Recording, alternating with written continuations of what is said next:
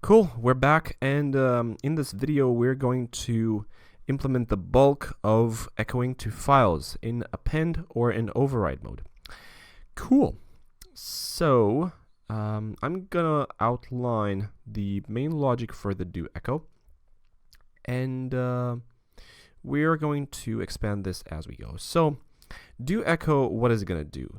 Well, it's going to check the file name, and just for our own sanity here, we're not going to support too complicated file names. For example, we're not going to support absolute paths or even file names which contain separators.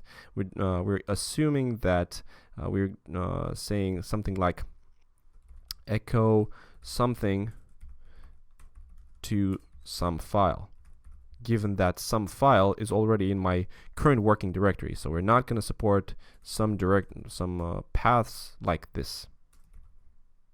Okay, because otherwise the echo command will get too complicated. Of course, you feel free to expand this after we finish implementing, but we're not going to support it right now. Okay, so let's go on to do some checks, and then we are going to run an auxiliary method or something like that to update the entire folder structure, because as you remember, updating or removing or creating new files will force the entire folder structure to get updated because everything is immutable. Okay, so let's do the checks first, and then we'll see what happens. So if file name, the method will be contains, and we're searching for a directory separator. Directory, please. Import, yes, this guy, yeah. Directory.separator. Then we are going to set a message to the state. So state.setMessage, echo file name must not contain separators. Otherwise, I'm going to punch you. All right, so something like that. Otherwise, we need to create a new folder structure. So as you've gotten used to from the other commands, we need a new root. So new root, which is a directory, is, well, something. And let's just think that echoing will fail if the new root is the same as the old root, much in the same way as rm. So if new root is equal to the old root, which is state root, then state.setMessage, and we're going to say file name plus, in the Linux style, no such file. Okay, because we're writing to files.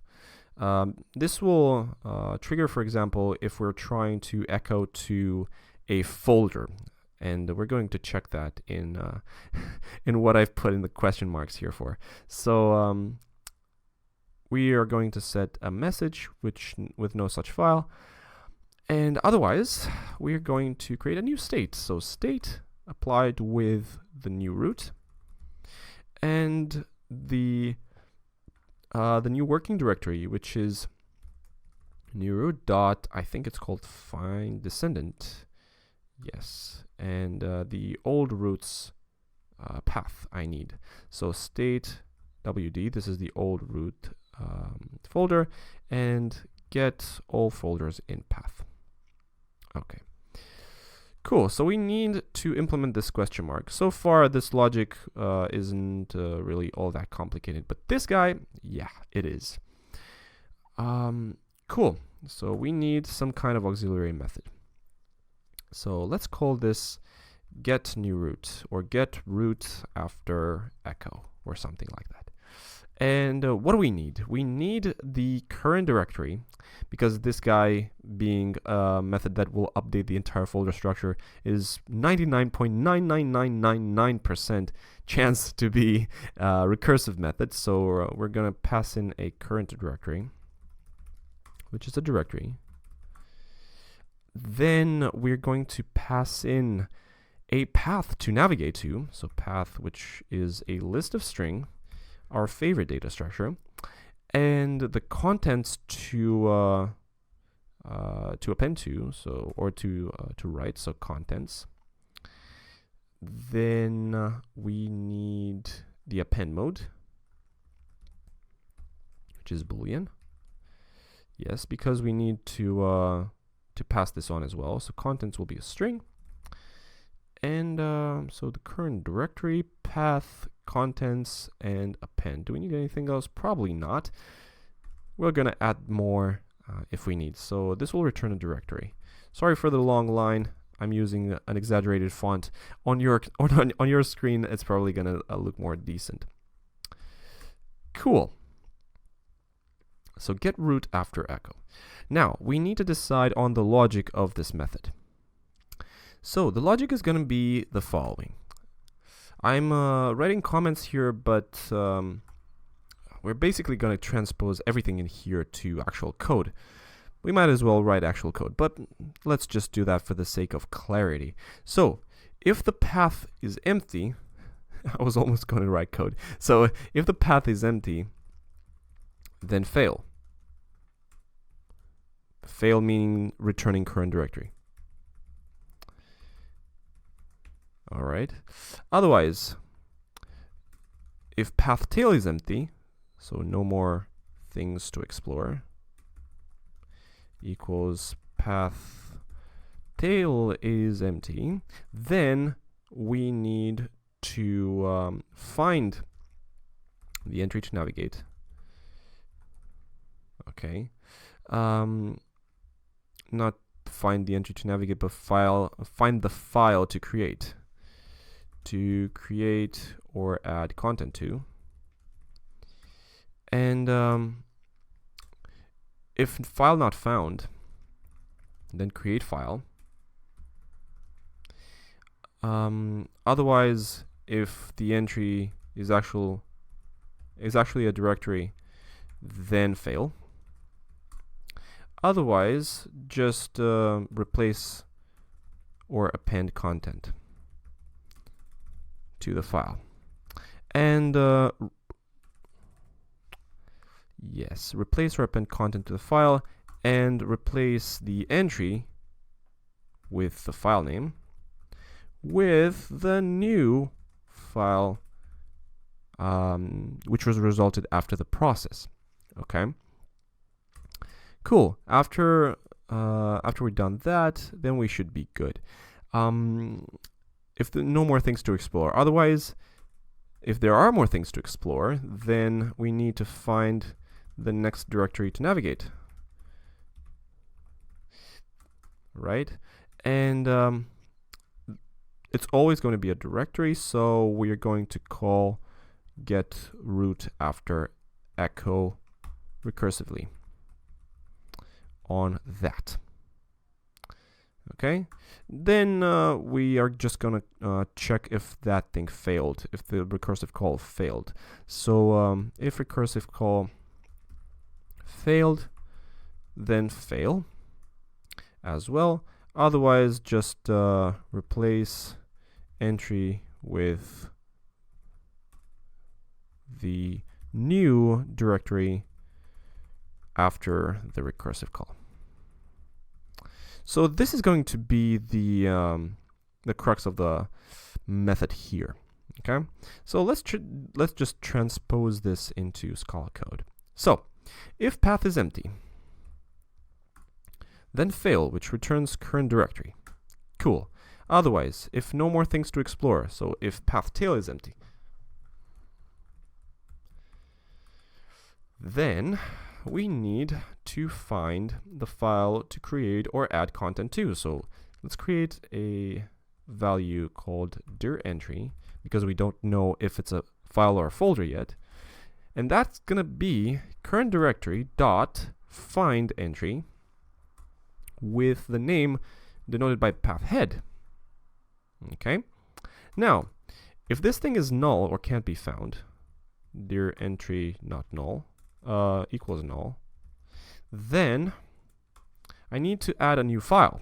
So current directory dot add entry, and then I'm going to pass in a file, which is new file with import it from RTJVM. Yes, thank you.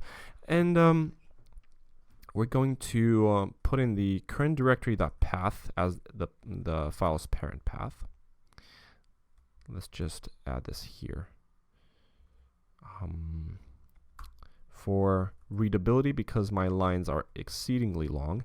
So a new file with current directory.path, the file name, which is pathhead, right?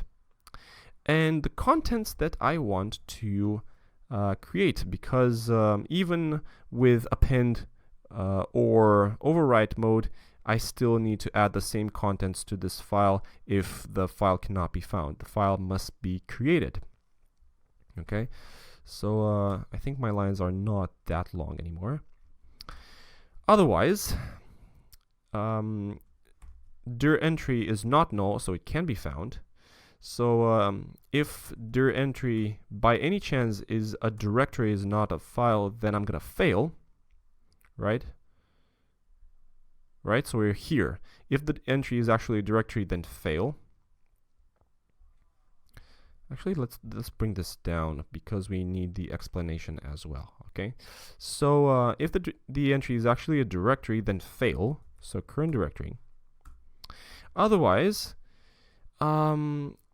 replace or append content to the file and replace the entry with the file name with the new file. So current directory.replace entry, and the entry name is going to be pathhead,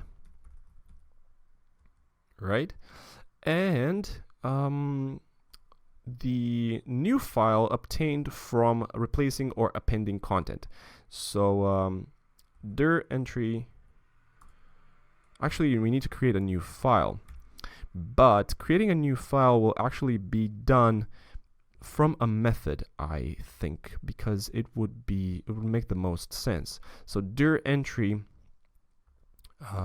as file dot, and here's where I'm going to add a method called, let's say, set contents, right? With contents, that is if append is false. So if append, then append contents. Otherwise, just set contents. So else, no, please do that.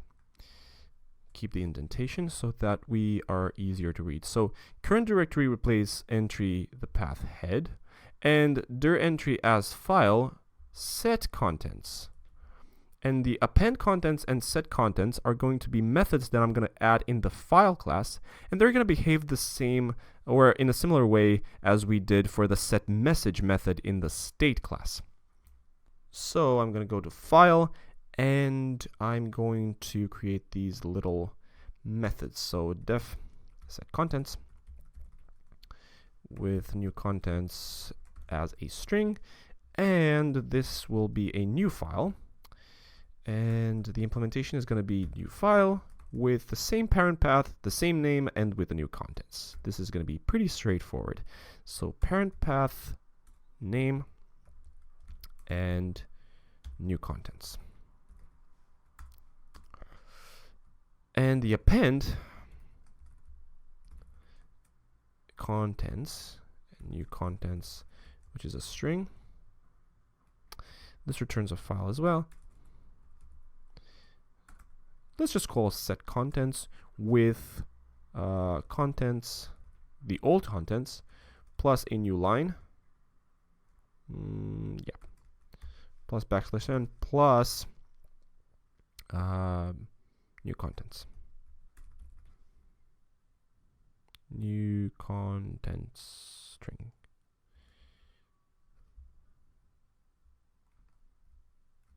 Yeah, I forgot to add the equal sign. Yeah. Okay. So we have the method set contents and append contents, and if we get to echo, this guy will be okay. Otherwise, we need to implement this. So we have implemented this part of the logic. Now we need to implement this part of the logic as well. So we need to find the next directory, navigate, and call the function recursively on that one, and fail or replace the entry with a new directory. Okay, awesome. So here's what we're going to do. We need to find the next directory to navigate. So we're going to declare a value called next entry, or the next directory, which is going to be a call on the current directory. I'm going to find please, and the name of the entry is going to be path head. This is always going to be a directory. That is because we are not supporting absolute or relative paths in the echo command. That means we are always going to construct a valid absolute path from the current working directory. That means this guy will always be a valid directory. So make sure that when or if you want to support absolute or relative paths in the echo command, that this instruction or this expression might fail. Okay. Cool. And now we need to call the recursive function on this one. So let's say new next directory, which is going to be get root after echo, and we're going to pass in next directory. Then we're going to pass in path tail because we've already consumed path head. Then we're going to pass in the same contents that we're going to add to the file, and append. The append mode will not change, so append will stay the same. Okay, now if by any chance the recursive call failed, that is, if new next directory is equal to next directory as a reference equality, then I'm going to fail as well. So I'm just going to return current directory.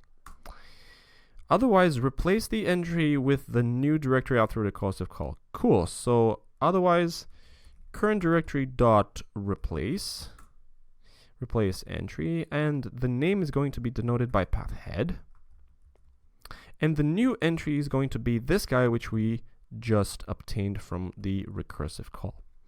Okay, so take a minute or two to familiarize yourself with this code and to convince yourself that this code is the exact representation of the explanation that we posted in the comment above. So this is the exact translation of the explanation in the Scala code. And we should probably be done, I think, because there's no more there are no more things to implement. All right, so let's just take the bull by the horns and test the application. So say echo something arrow some file, and drums rolling, enter. Okay, we got an error. Not implemented error. Okay, we forgot something. We have forgotten this one. Well, this guy, the new root, is going to be get root after echo from the current directory. Well, we're going to start from the root, right? So state.root. Path, which is a list of string. That is going to be state.workingdirectory.get all folders in path, because this is going to return the list of all the tokens in the current working directory's path. Okay, and to that we are going to append the file name itself. Okay, we're going to pass in the contents, and the append mode which we received from above. So this guy is probably the least intuitive. So state wd get all folders in path, if you remember, returns all the tokens in the current working directory's path. And appending the file name basically gives us all the tokens in the absolute path of this file name where we want to write content into, right? So this expression should give us the new root. We worked a lot for this auxiliary method. We should probably call it the right way. Okay, so let's go ahead and run this method again, this application again. So echo hello world, arrow a file. Okay, we should probably have created a file already. So ls, we have a file. Cool. And there's no good way to list the contents of this file because we don't have the cat command implemented yet, but we can hack this a little bit. So actually we cannot, because the ls thing says entry name and entry get type. Okay, we need to implement the cat command to be able to test the echo command well. So you're probably gonna have to wait until the next video where we implement the cat command. So why don't we go ahead and do that? I'll be seeing you in the next video where we implement the final command that we want to support, which is the cat command. I'll see you very shortly.